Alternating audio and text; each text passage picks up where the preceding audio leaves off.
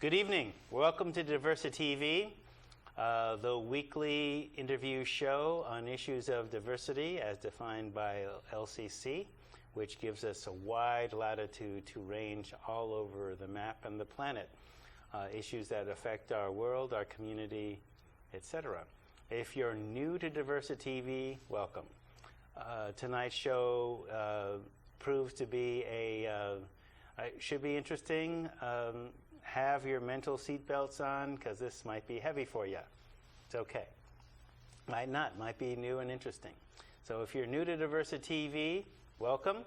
If you're part of our growing legion of fans, welcome back. Our mission, and we decide to accept it, is to illuminate everyday diversity issues and give the mic and the camera to those who don't always get it. So to that end, this season, our seasons roughly correspond to LCC terms. So we've been doing this since '07. So this is our 10th season, and we're looking kind of at systems generally. So we've had visits from Judith Castro with Transiciones, the program here, Dylan Blanks, a reporter for the LCC Torch, who's a young black gay writer, David Wadsworth, Celebrate Recovery, which is Christian-based recovery, which is our first overtly Christian guest. And tonight we have Christine O'Keefe, who is the creatrix of www.tartanplace.com, which our show tonight is basically themed about European cultural recovery. Now, Malcolm X once said, famously, that history to a people is like memory to a person. So just like a person can be brain injured and experience amnesia and forget who they are and have a certain degree of distress and mental illness, without certain history, people become mentally ill and disconnected from their roots and sort of act in all kinds of ways that could also be disturbing. To develop this, Malcolm, there's a poster that I have in my office wall of a Malcolm quote. I believe that there will ultimately be a clash between the oppressed and those that do the oppressing. I believe that there will be a clash between those who want freedom, justice, and equality for everyone and those who want to continue the systems of exploitation. I believe that there will be that kind of clash, but I don't think it will be based on the color of the skin. You're not to be so blind with patriotism that you can't face reality. Wrong is wrong, no matter who does it or says it. Now, if you erase the history, then the people are doomed to repeat it over and over. So, for example, one of the things on our guest site tonight is a history of concentration camps going back to 1000 BC. Stay on the graphic, if you would. 1000 BC, just to show that it's really a long history. So multi-generational trauma, which came out of the Native American practitioners of psychology, means that your people experience it. So similar to PTSD, post-traumatic stress disorder, which happens to individuals, multi-generational trauma happened to people.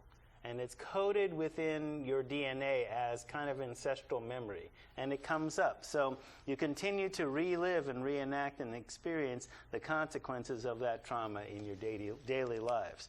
So, for example, multi-generational trauma has health consequences in addiction, alcoholism, stress, diseases, diabetes, cultural abandonment, as well as perpetrating what was done to you on others, just like some who were abused as children become child abusers themselves.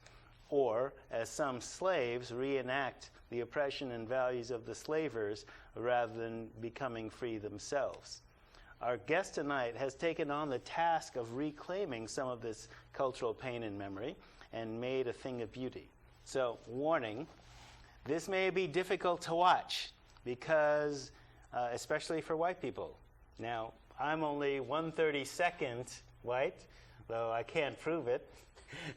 But it was difficult for me to read, and I'm used to seeing and hearing about this kind of stuff. So it reveals truths that have not been generally talked about. So that's why we're talking about cultural recovery. So you cannot heal the wound unless you know how deep it is and how long it is. And this is part of that kind of, as we're talking about in this show, we've built a culture, America has built a culture based on forgetting these things. So part of our recovery as a people, as an American people, is to talk about that. So our guest tonight, Christine O'Keefe. Welcome. Hi. Where are you from? I usually, that's the standard question I ask people. I live in Springfield right now, and I was born in San Francisco. Ah, in the city. Yeah. How did you come to Eugene? My stepdad moved here, and so my mom moved with them, and then they invited me to come live with them, so that's why I'm here. Okay. Yeah. All right. So, what are your bloodlines? I'm Scots-Irish. That's how my grandma said to describe it, which just means that I have relatives that still live in Ireland, and I do have some relatives that came here from Scotland, but they're no longer living. They were ancestors as. But I have all the paperwork for them coming over here, so. Oh, okay. Yeah. So you kind of like dug back. Yeah. I got the Ellis Island stuff. So, yeah. All right. Okay. Yeah. I was at this festival, Disorienters, an Asian film festival, and so there are a number of Japanese folks that were talking about, yeah, well, I can trace back my family 800 years. Like, 800 years? Like, I mean, people are usually doing good to even remember their great-great-grandparents, but 800 years? That's pretty good, and a lot of Americans can't necessarily make that leap. So it's good to do that paperwork, that genealogy thing. How did you come to do this work? How did the site come about? Well, I took a class at LCC like a long time ago. It was in '96 on how to make a website. And then I started out with 3 pages on Halloween. And then it just kept going bigger and bigger because I wanted to do holidays. So I kept going, and then I started talking to people that live here, and they didn't know some of the subjects that you're covering on your show. And then I decided that once Tartan Day became a holiday in the United States, that I wanted to do a website on it. But Tartan Day is a holiday? It is a holiday, yep. Wow. Yeah. Okay. Before we get into what Tartan Day is, okay. Let's start light. Halloween. Halloween. What is Halloween? Halloween is like a celebration of like your ancestors. So I mean, if you want to, it's ancestral worship, and so it's all about remembering them and cleaning the graves and and making sure the hallows, yes. Yeah, but it is a it is a holy period, and it's considered a 3-day period of devotion. It used to be longer. It depends on where you live. Like, yeah, I remember some parts of your site saying it was a week long. Yeah, it can be a week long. So it's all about keeping watch, and making sure that the people are in the graveyard where they're supposed to be. Right, now walking around or whatever. Right, and then the idea that I think it's kind of like the Day of the Dead thing is sort of that they can return, and that you are there to offer them food, and there's a fire at your house because it's like their spirit and their energy comes back. And so it's like one of the few times during the year where that happens. And St. Mark's Eve is the other time of the year St. Mark's Eve is also the other time of the year where that happens too. So it's kind of like there's different seasons of the year. But I think because Halloween is so big, and it's the beginning of the year, that things kind of flow through that way. So you count seasons that way. I remember reading from the site then, there were basically, on a 364 year, Samhain, as it's called, was the extra day. Yeah, because you have an it's hard for me to look at the calendar, but you have like that inner calculary month in October, and so that puts the extra days in there. Ah, right. Yeah. Okay. So St. Mark's Eve, I mean, so Samhain, All Hallows Eve, then Halloween, then St. Mark's Eve. It sounds like there's an older holiday that kind of had the serial numbers filed off in like a Christian holiday. Because it's like because it's part of Lent in a way, and so you have Lent as like a veiled covering, and sometimes they call Halloween the veiled covering too. So it's spring, and so Mark's Eve, St. Mark's Eve. That it's all part of that whole spring season. And so like you have February where you have Britain, and it's named after a cow, and there's a and that brings it in, and there's milk, and then there's abundance, and then you have St. Mark's Eve, and then May Day finishes. May Day's the other half of the year. If you split the year in half, you got Halloween at one season, and you have May Day, May 1st, May Eve as the other part of the year. Okay. So when is St. Mark's Eve? 24th. 24th of April? April 24th, yeah. Oh, so okay. It fits in, for me, it fits in really nice because it kind of reminds you, May Day's coming, and, so, but that's what it means to me. So. Okay. Yeah. So those kind of things have been forgotten. I mean, I'd never even heard of St. Mark's Eve. I mean, St. Mark's, the church, but and there is a historical St. Mark, just like there are other types of saints, but that kind of thing has been kind of erased. So, Britain and milk, what's that connection? Because Britain means the cow people, because Britain means the cow people. Yeah. Okay. Yeah. So the sacred cow thing. I mean, it's real sacred. Yeah. Well, I mean, I thought that was just Hindus, but no. Well, that's what I was doing when you were asking me about the books that I read. They were saying that that there was a sacred blue cow that came from India, and its milk will feed everyone from the world, and that it came to Britain for a while. Okay. And so I think in that way, I think it's kind of nice, because sacred blue cow. A sacred blue cow, and its milk feeds the world, and I just feel like that's really nice. Okay. I mean, me personally, yeah. Yeah, well, also, in other places in your site, it talked about, how wealth was measured, and wealth was measured in cattle. How many cattle you had, how many head of cattle you had. Yeah. And kind of like, not like you needed cowboys to herd your cattle, because they didn't necessarily have, they might have had milkmaids, but no cowboys, right? Well, you have milkmen, because they call that Farbani is a milkman. So when if you're a man, someone says, "Oh, you're Farbani," I mean, it's kind of like I feel it's a very nice compliment. So yeah. So milkman, because I don't know. My mom was just saying how important it was when people used to deliver milk to you. It made her feel good. Right. I remember those days. Yeah. So Britain. Yeah. So I remember early on, I guess, when you're putting this together. So Halloween, these old, shall we say, Celtic celebrations. Who were the Celts? That's the archaeology thing. When I look at it, they were saying that they were descended. Archaeology. This lady from Lithuania decided to call them the Kurgan civilization. They were from Russia, from the Caucasus, and that they migrated west into Europe, and then they settled in different places in Europe.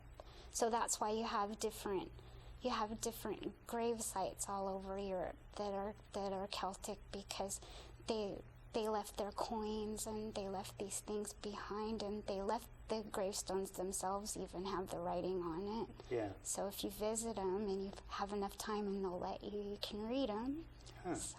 So from the Caucasus, and then, I remember some place on the site talked about a great-granddaughter of Noah or something like that. But I think one of the things that kind of blew my mind early on, a number of years ago, when you first talked about this, or when we first talked about this, was the Book of Invasions. And when you told me about Scotia, the last daughter of the last Egyptian pharaoh before they got conquered by the Greeks and the Romans, and she came up and conquered the islands, and she had a son named Gael, and what? Wait a minute. Huh?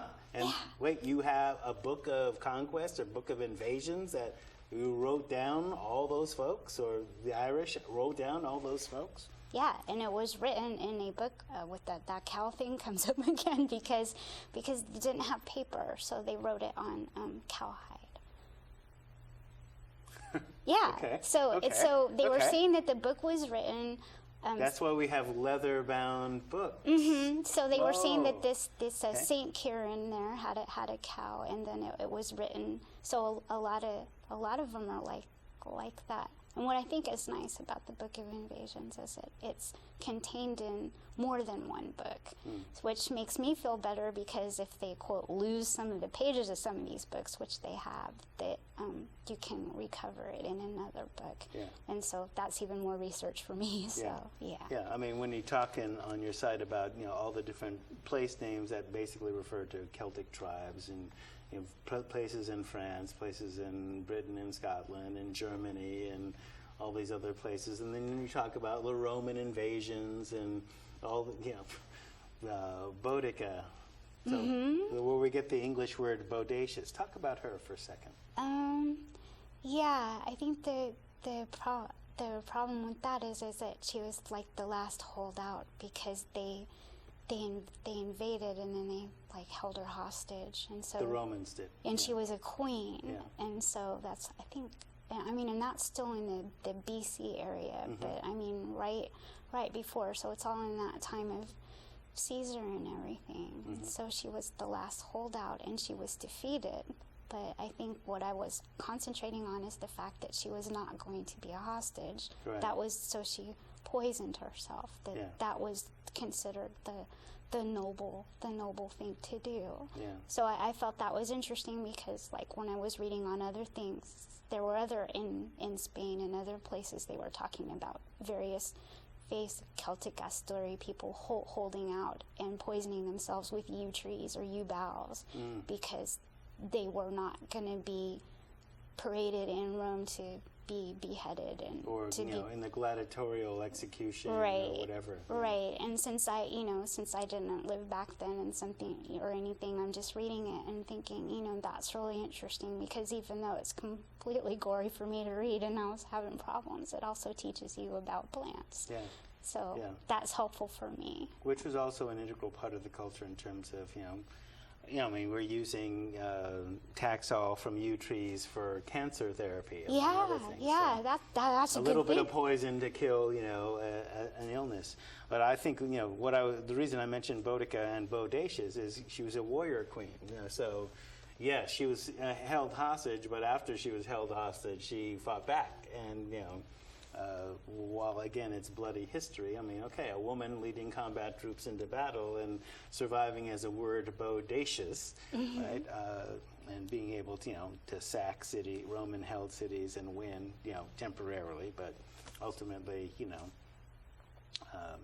I mean, that's, again, a piece of history in terms of resistance against, some form of oppression, even though, for those who are nonviolent or whatever, we're necessarily glorifying war, but I mean, resistance is resistance. And so, we don't have necessarily the idea, I mean, there are many different types of being strong, and that being militarily strong is not necessarily one of them, but holding on to your cultural roots or resurrecting your cultural roots is certainly a sign of strength, even when it's accompanied with some degree of pain.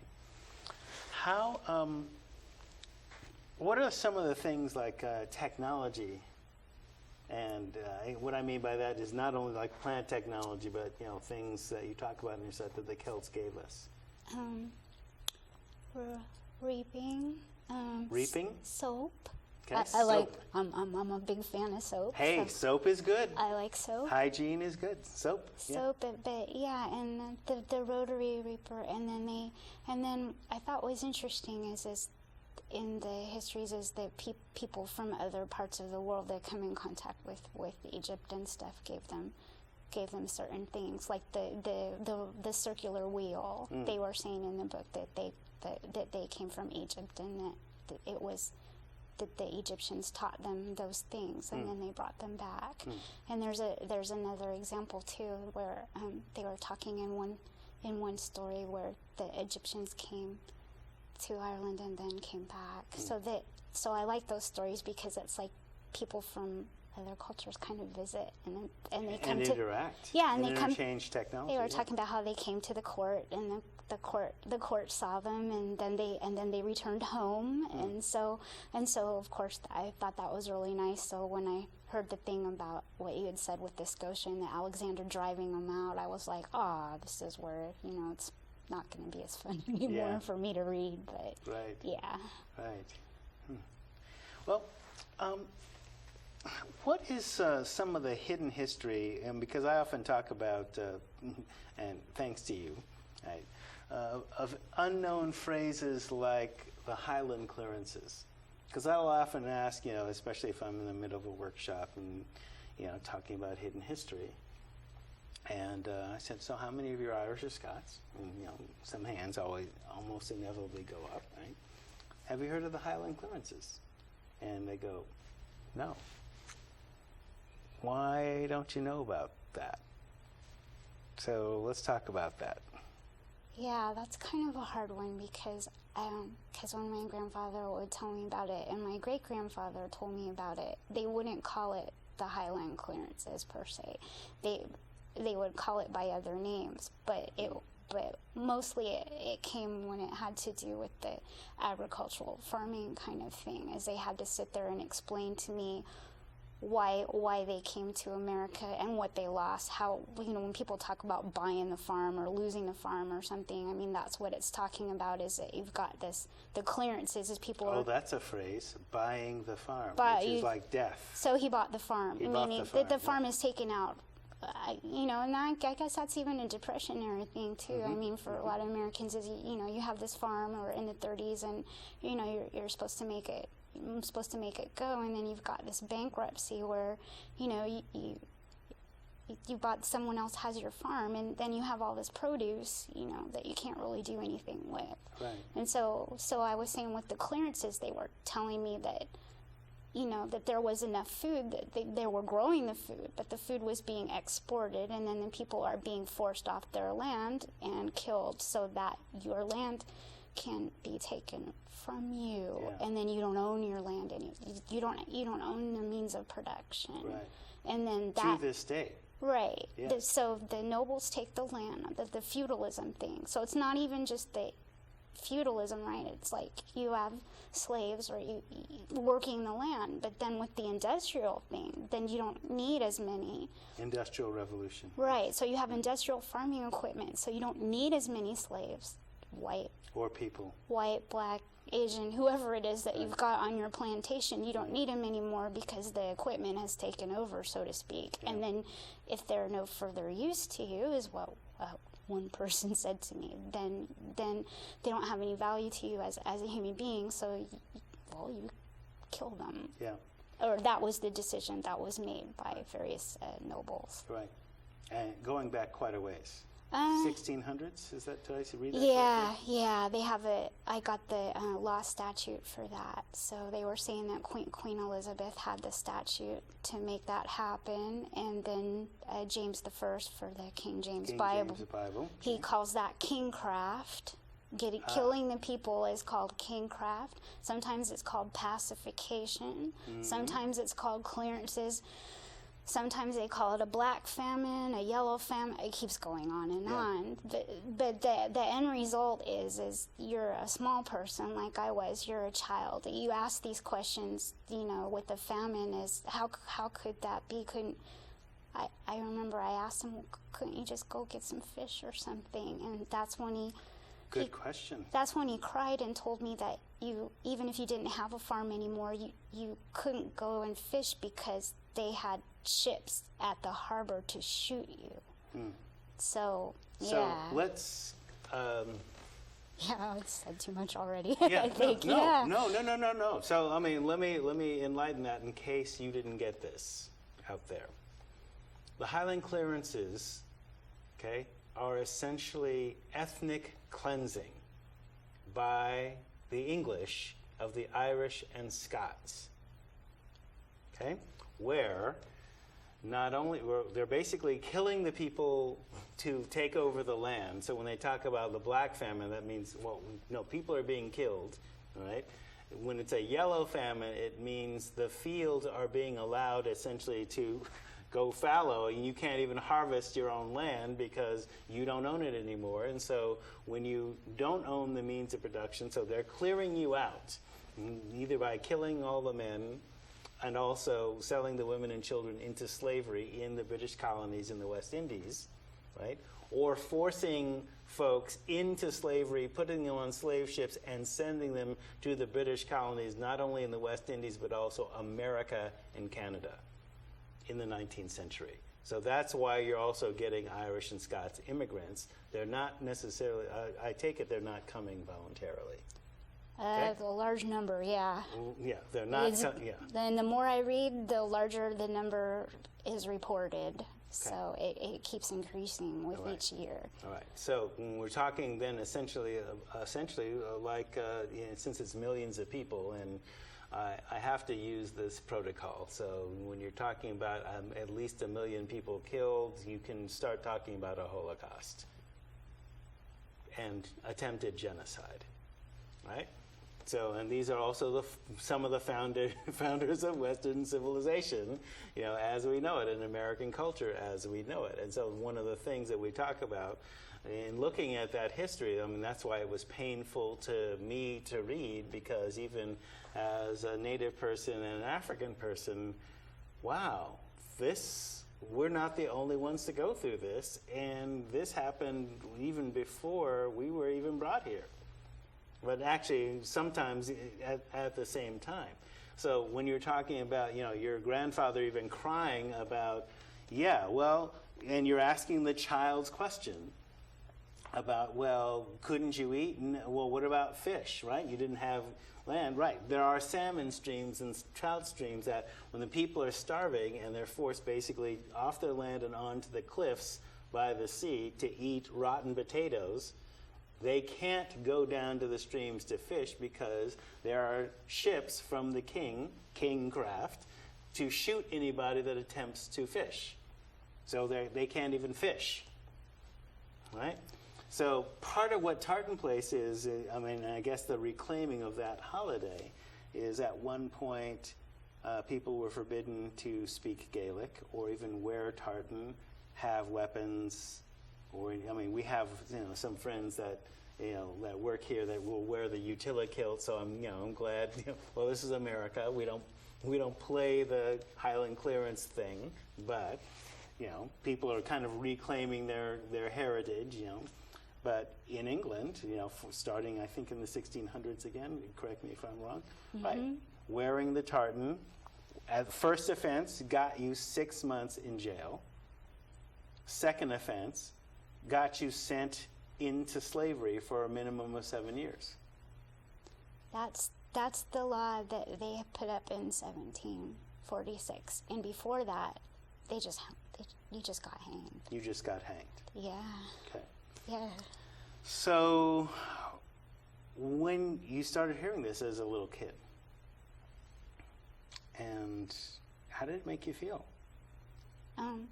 Because part of creating the site really is like you're talking about this, and I had never heard this from anybody.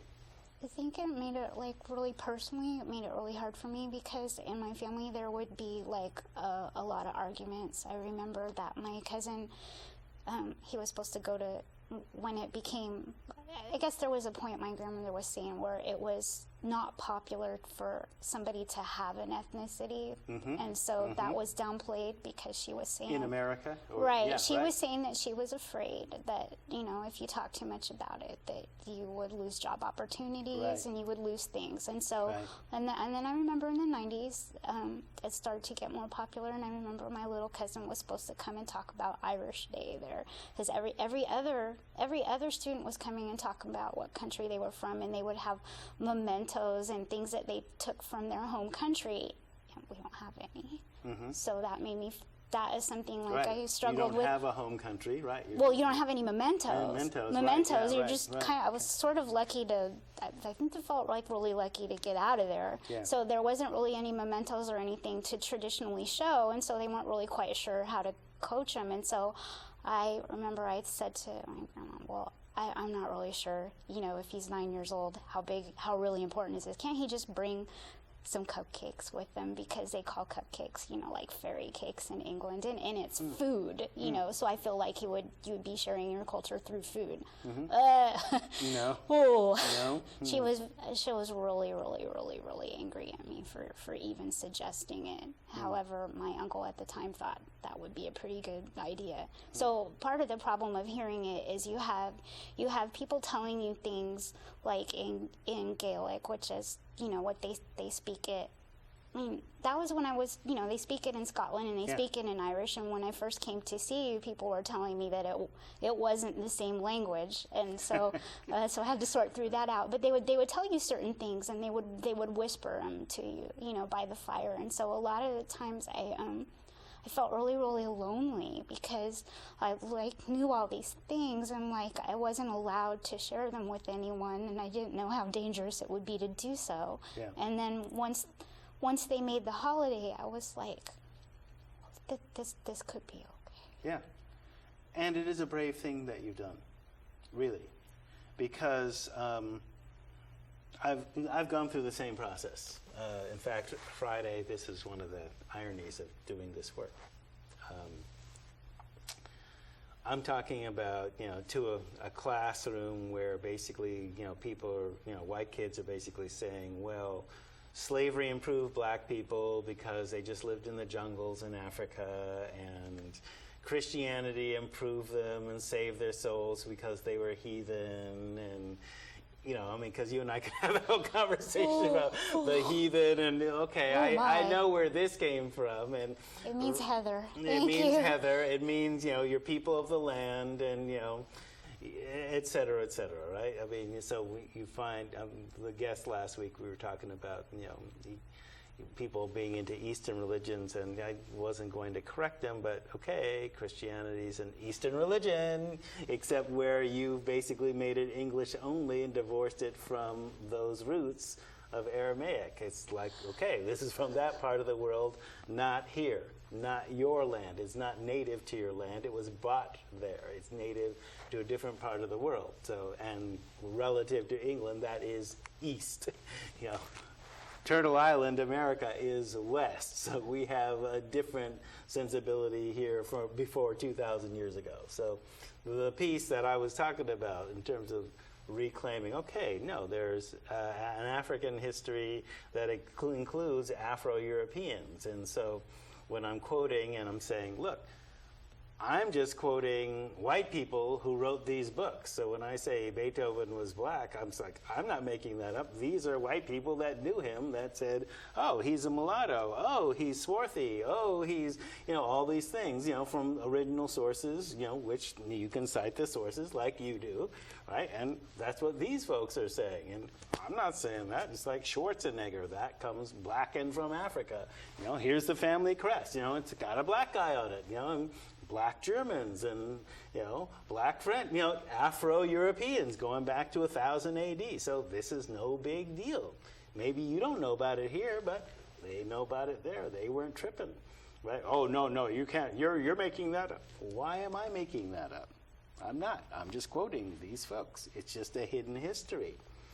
So they weren't tripping about Beethoven being black in Beethoven's time. They thought it was awesome that this guy is making this beautiful music. And his teacher, Haydn, who Beethoven was said to be darker than Haydn, and Haydn is a described in Austrian as a blackamoor, right? So hidden history and reclaiming that. And then, because when I brought that up in 6th grade, they go, Mark, Beethoven can't be black because he's German. Like, what does nationality have to do with ethnicity? It's different. I'm black and I'm American, so what? But, the whole class is laughing at you, so you learn to shut up. And because, people are ridiculing you for, speaking a particular truth, even if it's a sourced truth. So what kind of reactions do you get from people talking, who encounter your site? So far, I've had people that gotten very angry. Mm-hmm. They gotten angry at me for putting it up there. They want it removed. Mm-hmm. Some of the noble, but it's true. Yeah, some of Hello, it's true. Yeah, and some of the noble people have gotten in contact with me. The descendants, they're not real happy with it. Excuse me, your folks did this. Okay, Right. Your folks ascended to the throne by killing their brothers and sisters. Well, it's just kind of bad PR for them, was what they were saying, and at the same time. Oh well. And at the same time, though, I just thought that was really interesting with all that amassed wealth and everything. I'm because I talked to my mom about it, and she says, "You're a little teeny site in America somewhere, thousands of websites out there, and you're just a drop in the bucket, and they found you and they're mad about it." And I said, yeah. And I was talking to some people from Scotland who live on the tiny islands, and it's nice to be able to communicate with people over the web that you wouldn't be able to see in person. And it made me feel better when this one lady was saying that it was really nice, that I haven't forgotten about them. And That's powerful. It saves the trouble of having a lot of explaining to do. If you do manage to go over to Scotland and you ask questions like, "Why don't you guys own your own farm?" sort of thing, Right, it kind of cuts it a little There's bit. a reason why you don't own your own farms. They've been taken from you. And so and then it was just nice because I think I was taking a class in the Gaelic at the Irish festival there, and so you have to ask people where you are, and I have to say I'm American, because I'm living here. So and I had felt pretty guilty about that. Like I was like that there's stereotypes of Americans, and just coming back and just taking and taking and taking, and not giving anything. And so it was nice for her to say that I haven't forgotten them, and I was invited to come visit by somebody I had not met, and I thought that was really nice. Well, the site is part of your giving. I mean, remembering out loud is part of giving and maintaining the culture. It's like I said, it's very powerful.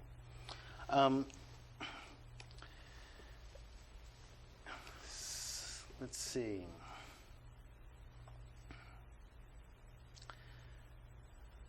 Again, this is, difficult stuff, but, we got to go through it. Okay. Right? So when I looked,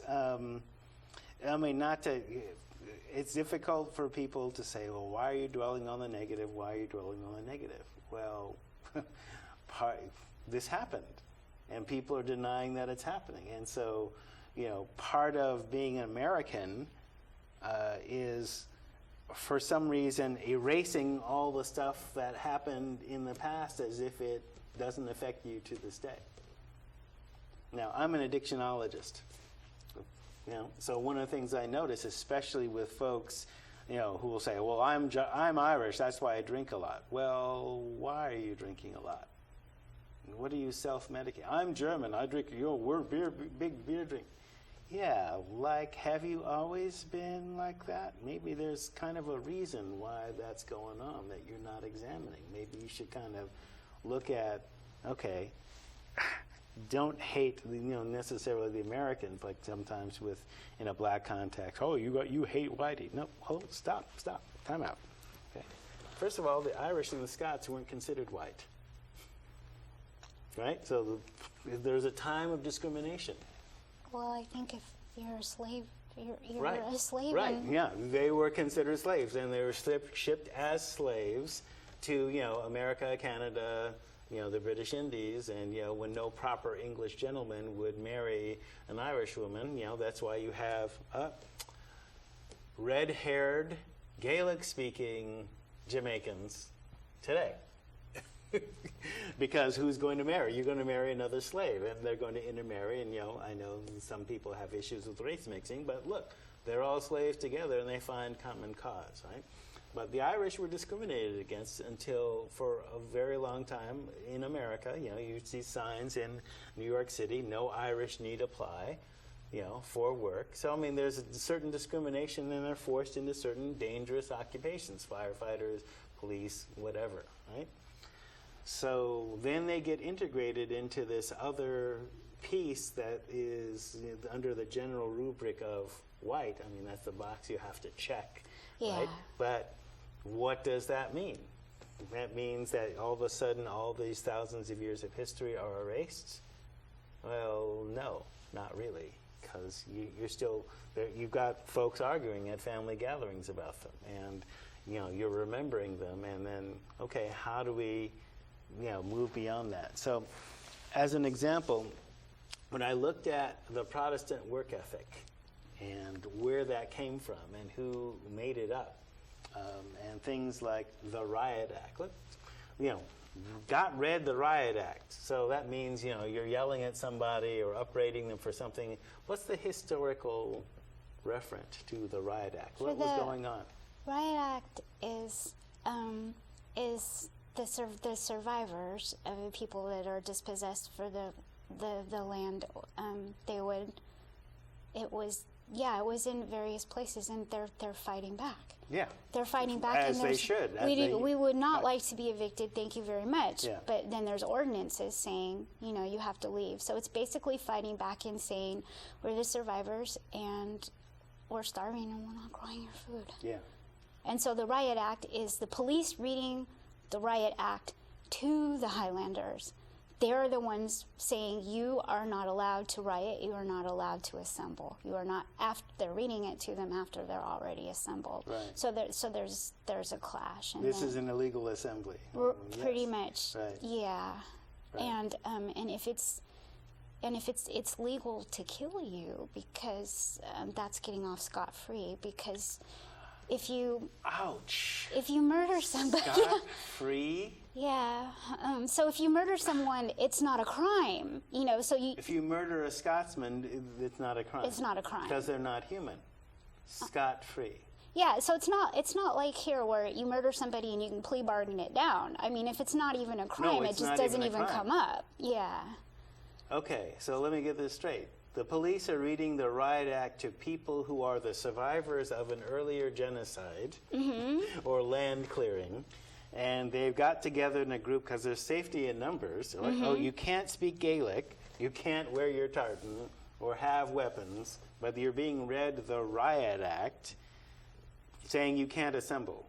But they've got you in a group, and if you protest, you're subject to immediate termination or worse. I mean, I guess slavery could be arguably worse, but yeah, and it gets tricky because of scot-free. Yeah, because I'm not a lawyer, so I'm reading all these law statutes, and I'm just like, you just read one right after the other, and I'm like, oh, the deck is quite stacked there. Yeah, right. Yeah, right. Yeah, and if you ask people, about it, if you ask why is it legal to murder someone? I mean, I asked I asked, and then an answer was not given. They are just saying, well, the law should be gone by now, was how it was put. Yeah, this is the 21st century. It should be gone. Should be gone? Is it off the books, really? Probably not, but maybe they're not enforcing it. It should be, yeah. So, and I do know for sure that, when I put it on my site, I was telling my mom, well, in 1976, you're finally allowed to buy your own farm, only on certain islands, but you're not allowed to give it to your children once you die. Right. And so when I told my mom... Who does it go to? It goes back to the state. It goes back to the House of Lords. Wait, there's no inheritance? No, oh, right. You don't own the land. Right. So it goes automatically by default back to the House of Lords. So my mom said, well, why do they even say it's buying then? If you can't give it to your children, you know, who do they think they're fooling? And I said, well, I said, if you don't know about it, then you're not fooled. You just don't know. Yeah. So, yeah, that was a toughie there, I think. Yeah, but, you know, and I'm still trying to wrap my mind around, okay, these common phrases like that have had the references to the actual, Highland clearances, that's genocide. Scot-free, that's death. They're killing you. Buying the farm, that's association with, they killed you to get your farm. Your descendants have to pay money to get it, but they can't hand the farm to their descendants. Right. And that's on the books right now. Right now. So it just keeps going. That's what I told you. Okay, right, yeah. I mean, you know, hey, yes. I want to come on the show and say something good, you know. So I'm all like. Well, what you're talking. This is hidden history, and the reason I really wanted to do the whole European cultural recovery. I mean, we're just focusing on the Irish and the Scots folks because that's your folks, but this happened with a lot of folks. All right, and so this is like a major cultural group that did, you know, the whole American mythology of, you know, the pilgrims, you know, coming over, you know, for freedom or religious freedom, blah, blah, blah, blah, and the Irish and, the Irish potato family. Okay, no, it wasn't that. Well, sometimes they infected the potatoes, but also if you're being kicked off the land and forced out, and then forced onto slave ships and sent here. That's not exactly voluntary immigration. So, I mean, there's the whole mythology, you know, when you're talking about your grandfather at Ellis Island, right? So, yeah, and he, you know, became a naturalized American citizen. So, yes, good. Yeah. Some Social Security and all that kind of stuff. But some of the things that we take for granted here and some of the phrases that we have in the English language have this entire really heavy hidden history that doesn't entirely, you know, whitewash, shall we, to use it. Okay. Right. And so people would react to that. I mean, and as they should. I mean, and people say, well, that's, you know, history. Well, yes, it's history, but it's still present. It's still present for a lot of folks. Explain blackmail. Blackmail. Mail means silver, which is a unit. Mail means, M-A-O-L. Yeah, so it's silver, and it's a unit of money. So a blackmail is the process of taking someone's farm away. This is the black mail, and so that's what it means. They've got something on you. I mean, isn't that pretty much what? Yeah, they've got something on you. They're trying to take your land away, and so blackmail is the money that you have to pay to keep your own land. Right, and it was literally because they were saying that they would steal your cows, they would steal your livestock, and then you would have to buy them back with the money. With your rent money. With your rent money. That's if you could even buy them back and they just didn't even shoot them. Yeah. Right. Or use them for something else. Or they, quote, ran off. I was reading in one story. They just ran off. Oh, your cows just ran off. Yeah. And I thought, no. you know, I think yeah. They were rustled off or chased off. Right? And yeah, right. And so that was, if Britain has to do with cows, right? And wealth is measured in how many head of cattle you have, and you know that's your livelihood. That, you know, your clothes and boots and books and all these other things. Then yeah, they run your cattle off, and you know you're forced to buy your own cattle back with blackmail, you know, money, and silver. Wow. Yeah. Yeah. Okay. Sunny memories. Oh my. Well, that comes to Ms. Harriet Beecher Stowe there of Uncle Tom's Cabin. Uncle Tom's Cabin was a personal friend of the Countess of Sutherland, And so that is the cat country in the north of Scotland. I mean, they call it cot, but it means it's cat when you see it written out. So I call it cat country because that means grain. Okay. So you know there's abundant stuff going on there at some point. And so she ran the people off, and so The Countess did. yes, she did, and had a variety of ways of doing it, which is put in horrendous detail on my site. And so the Stowe came to visit and said that it wasn't true. She wrote in this little memoir, Sunny Memories of the Highlands, that these accounts of these people being run off and dying were completely fictitious, and so slaves were happy in slavery, of course. So yeah, so it's kind of surprising to me because of the fact that I'd always particularly associated her name with that one book. Right. So that was really that was something I learned when I moved here. I had no idea until the point that I moved here and started reading that she had pulled that. I'd heard about MacLeod, but I hadn't heard the whole thing. So that's when I was reading his Gloomy Memories, was his rebuttal to her book, which I put on my site. Gloomy Memories by MacLeod. Yeah. Right. Okay. Can you explain the relationship, for example, Peter Rabbit's Mr. McGregor, the Orange Order, which I guess is William of Orange, and the Ku Klux Klan?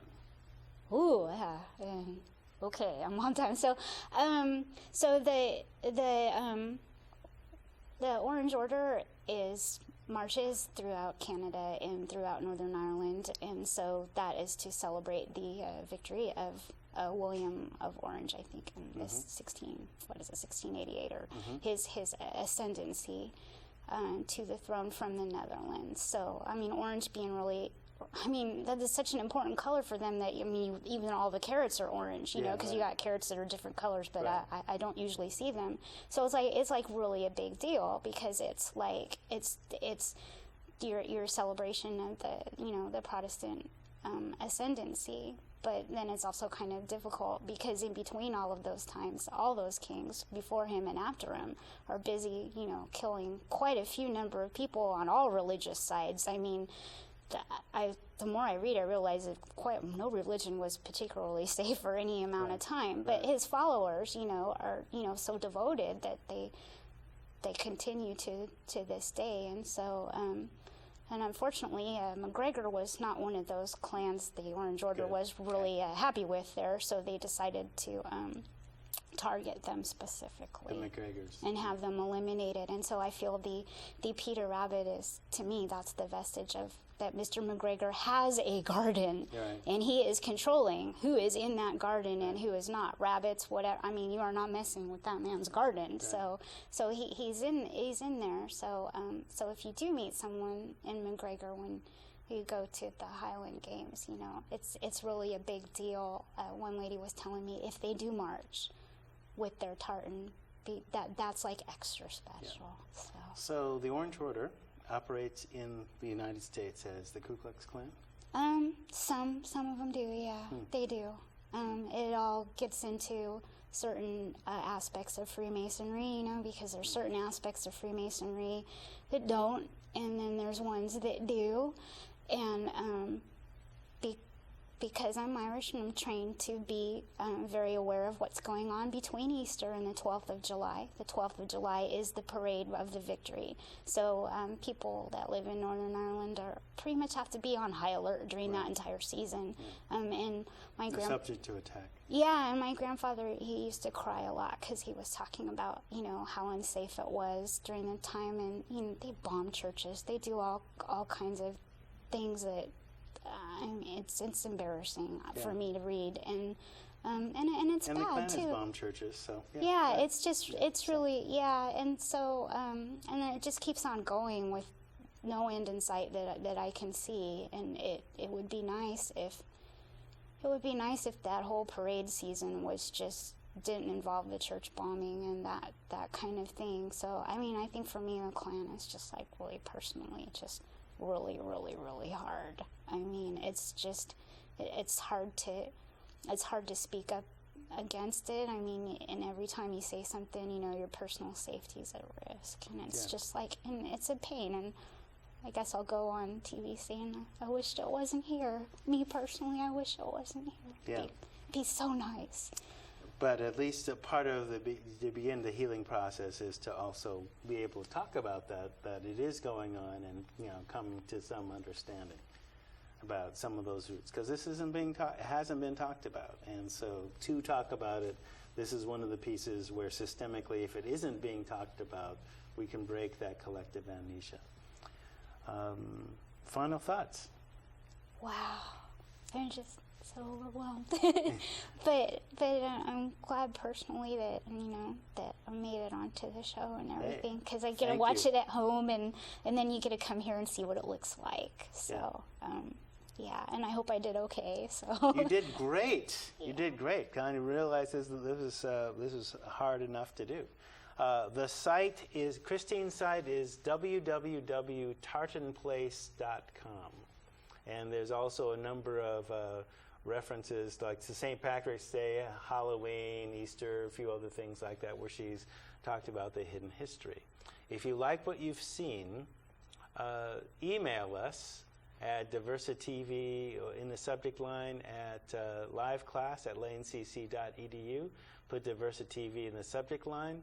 Send us your comments and questions, and tell a friend about this show. It will be rebroadcast 9 o'clock on Friday night, and we do saturation reruns during holidays and breaks during the summer and spring. Till then, go well, stay well. This has been DiversiTV.